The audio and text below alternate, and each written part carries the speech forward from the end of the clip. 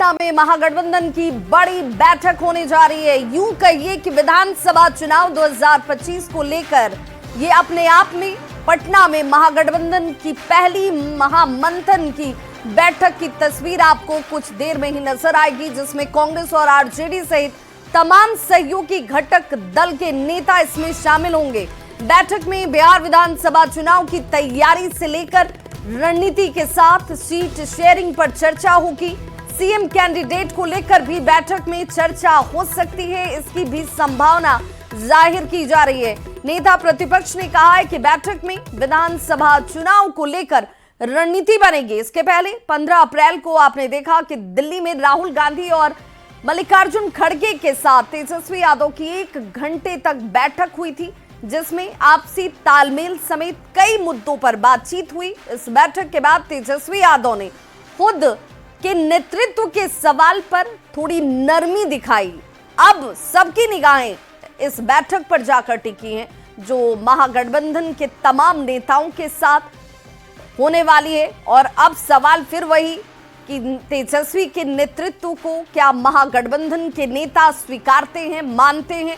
सूत्रों की माने तो महागठबंधन में शामिल पार्टियों की एक समन्वय समिति बनेगी और इसके बाद चुनाव लड़ने की रणनीति को तय किया जाएगा। यह भी मानकर चला जा रहा है कि सीटों का मामला सुलझने के बाद तेजस्वी यादव को मुख्यमंत्री पद का उम्मीदवार घोषित किया जा सकता है।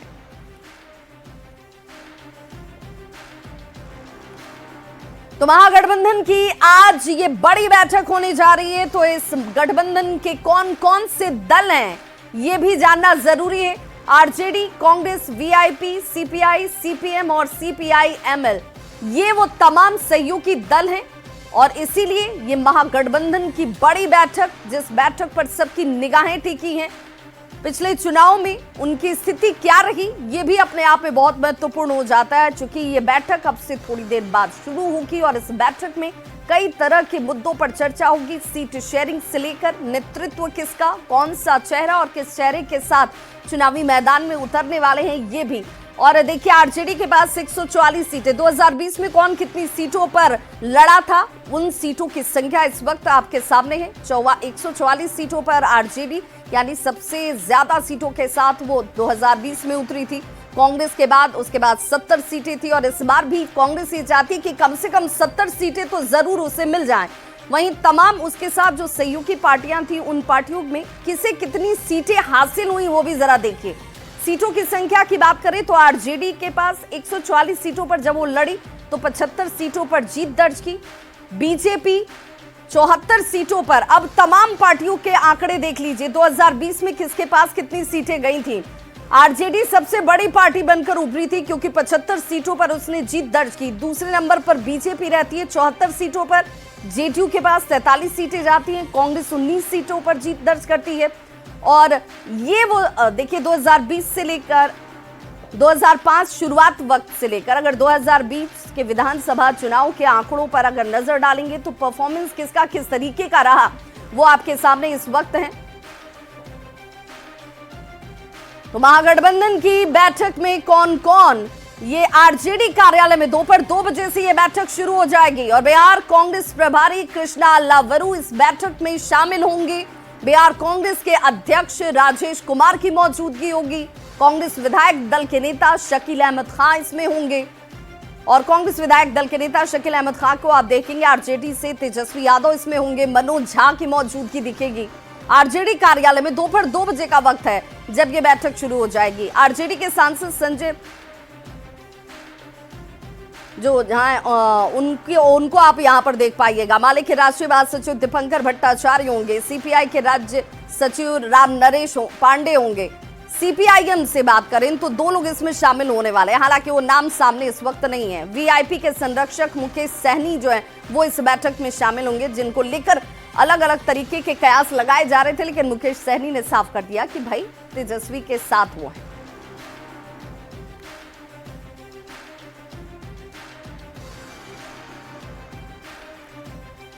तो देखिए 2 बजे का वक्त जो अपने आप में बेहद महत्वपूर्ण है। 2 बजे से यह बैठक शुरू होने वाली है, जिसमें महागठबंधन के तमाम घटक दलों के नेताओं की मौजूदगी होगी और सीधे आपको लिए चलते हैं हमारे ग्राउंड जीरो, जहां पर आरजेडी जहां इस आरजेडी कार्यालय के बाहर हमारे संवाददाता रवि एस नारायण की मौजूदगी है। और सबसे महत्वपूर्ण रवि ये कि इस बैठक की शुरुआत होगी, बैठक को लेकर किस तरीके की चहलकदमी यहां पर या गर्माहट कहिए जो नजर आती है। जी देखिए, जहां पे तमाम जो महागठबंधन के जो घटक दल हैं, ना सिर्फ उनको, उनके कार्यकर्ताओं को भी आज की जो महाबैठक होने वाली है महागठबंधन की, उसका इंतजार है। और सब लोगों की नजर टिकी हुई है कि आज जो बैठक होगी उसमें कौन कौन से बड़े फैसले लिए जाएंगे। ये बैठक इस मायने में भी खास है कि ये पहली बैठक है गठबंधन की। इससे पहले राहुल गांधी के साथ तेजस्वी की मुलाकात हो चुकी है। लेकिन अब जरा देखिए कि यहाँ पे कांग्रेस के जो बिहार प्रभारी हैं अल्लाह वरू, वो यहाँ पे पहुंचे हैं, लेकिन अब तक तेजस्वी से उनकी जो 1-to-1 जो मुलाकात है अब तक नहीं हुई है। औपचारिक रूप से ये पहली बैठक होगी जहाँ पे आमने सामने बैठ करके बातें होंगी। हालांकि राहुल गांधी की बैठक में जरूर मुलाकात हुई थी, लेकिन 1-to-1 जो है इस मुलाकात होगी। इस मुलाकात में आपको तस्वीरों के साथ दिखाएं कि आरजेडी में होने वाली जो बैठक है उसमें आरजेडी के जो नेता हैं वो पहुंचना शुरू कर चुके हैं और तमाम बड़े चेहरे जो हैं गठबंधन के इसमें आज दिखाई पड़ेंगे। और आरजेडी की तरफ से अगर कहें तो तेजस्वी यादव, संजय यादव और मनोज झा जो हैं वो शामिल रहेंगे। और जो जानकारियां कांग्रेस की तरफ से मिल रही है कि कांग्रेस प्रभारी जो हैं वो कृष्णा अल्लावरू और राजेश राम के साथ साथ शकील अहमद खान जो विधायक दल के नेता हैं। और अभी जो जानकारी मिली है कि मदन मोहन झा जो हैं वो भी इस बैठक में शामिल हो रहे हैं। माले और जो सबसे बड़ा जो चेहरा जिस पर कई कयास लगाए जा रहे थे मुकेश सहनी को लेकर के, उन्होंने साफ किया है कि इस बैठक में वो मौजूद रहेंगे। रवि जरा ये बताइए कि अभी तक कौन कौन लोग पहुंच चुके हैं, क्योंकि 2 बजे का वक्त बताया जा रहा है जब ये बैठक शुरू हो जाएगी, तो स्वाभाविक है कि तमाम घटक दल के नेताओं के पहुंचने का सिलसिला शुरू हो गया होगा। देखिए, घटक दल के जो बड़े चेहरे हैं उसमें से अभी तक यहाँ पे कोई नहीं पहुंचा है। आरजेडी के आलोक मेहता हैं वो पहुंचे हैं, सभी जो प्रवक्ता हैं वो पहुंचे हुए हैं और लगातार आने का जो सिलसिला है वो जारी है। और 2 बजे की बैठक है, माना जा रहा है कि 1:30 बजे के बाद धीरे धीरे जो है तमाम जो लोग हैं वो पहुंचना शुरू होंगे। लेकिन जो बात आप कह रहे थे उसमें देखिए खास बात यह है कि अगर एनडीए की अगर बात करें तो एनडीए में पिछले कई महीनों से तमाम जो घटक दल बिल्कुल रवि आप हमारे साथ बने रहिए। एक बड़ी खबर से पहले जरा अपने दर्शकों को जोड़ दें। ये बड़ी खबर इस वक्त आ रही है पूर्णिया से। सांसद पप्पू यादव की तरफ से एक मांग कर दी गई है कांग्रेस के लिए। ये बड़ी मांग पप्पू यादव की तरफ से की गई है। कम से कम 100 सीट पर कांग्रेस लड़े, ये पप्पू यादव कह रहे हैं। सीमांचल में ज्यादा सीटें मिलनी चाहिए, सीमांचल में आरजेडी अपनी सीटों को छोड़े, यानी सेक्रीफाइस वाली जो बात कही जा रही थी वो सेक्रीफाइस आरजेडी को सीमांचल में सीटों के तौर पर क्या करना पड़ेगा, चुनाव के बाद सब चेहरा तय किया जाएगा। तो एक बार फिर से पप्पू यादव भी वही कह रहे हैं कि भाई चेहरा पहले नहीं बाद में तय होगा। जरा सुनिए पप्पू यादव क्या कह रहे हैं। कांग्रेस कभी भी बार्गेनिंग का काम नहीं करता। मैं इतना जानता हूं, कांग्रेस को अकेले 100 से ऊपर सीट लड़ने की क्षमता है, 70 सीट नहीं ऊपर। लेकिन कांग्रेस नहीं कहती है कि हमको 70 से ऊपर दे दीजिए। लेकिन कांग्रेस को जिस तरीके से अगले बार आप जिस सीट पर लड़े जीते ही नहीं कभी और आपने दे दिया, तो मेरे ख्याल से कांग्रेस को, मेरे ख्याल से व्यक्तिगत राय एक तरफा स्वीकार नहीं करना चाहिए।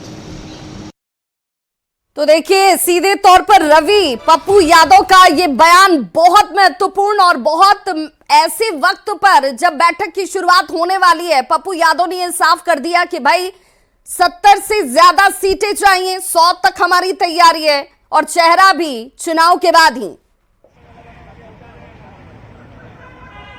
जी बिल्कुल, देखिए पप्पू यादव जो है वो हमेशा ऐन मौके पर जो है बड़ा बयान देते रहे और पप्पू यादव की जो तस्वीर है बड़ी दिलचस्प है। अभी वो कांग्रेस में नहीं है, वो निर्दलीय सांसद हैं, लेकिन आप देखेंगे कि एआईसीसी की जो मीटिंग हुई है अहमदाबाद में 8 और 9 अप्रैल को, उसमें नई पार्टी में रहने के बावजूद वो शामिल रहते हैं। तो बताया जा सकता है कि कांग्रेस के लिए वो कितने महत्वपूर्ण हैं।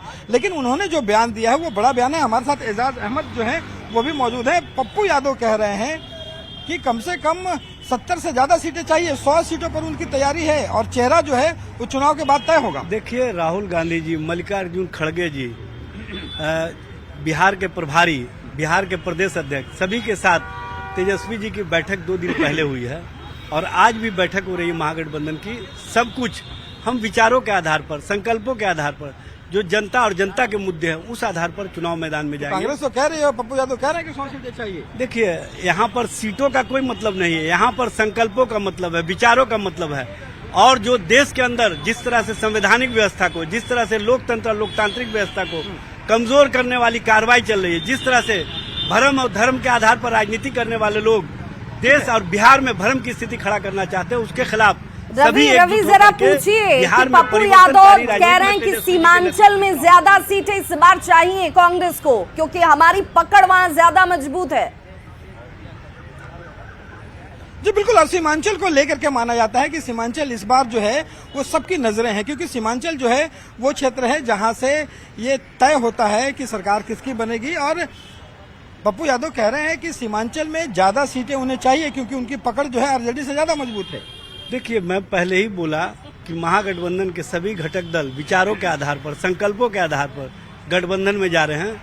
हम लोग एनडीए की तरह नहीं है कि सत्ता और स्वार्थ के लिए राजनीति करते हैं। कुछ नहीं बोलना चाहते भाई, खुलने का मामला नहीं है। मामला यहाँ पर है कि जिसके खिलाफ आप संघर्ष और आंदोलन में जा रहे हैं, जिसके खिलाफ के साथ चुनाव में कहीं ना कहीं राजनीति कर रहे हैं, वो चालाक लोग हैं और चालाक लोगों के खिलाफ चालाकी से राजनीति करने दीजिए। क्या आप चेहरे के साथ चुनाव में जाएंगे? रवि जरा पूछिए। सामने आकर के नहीं कही जाती है।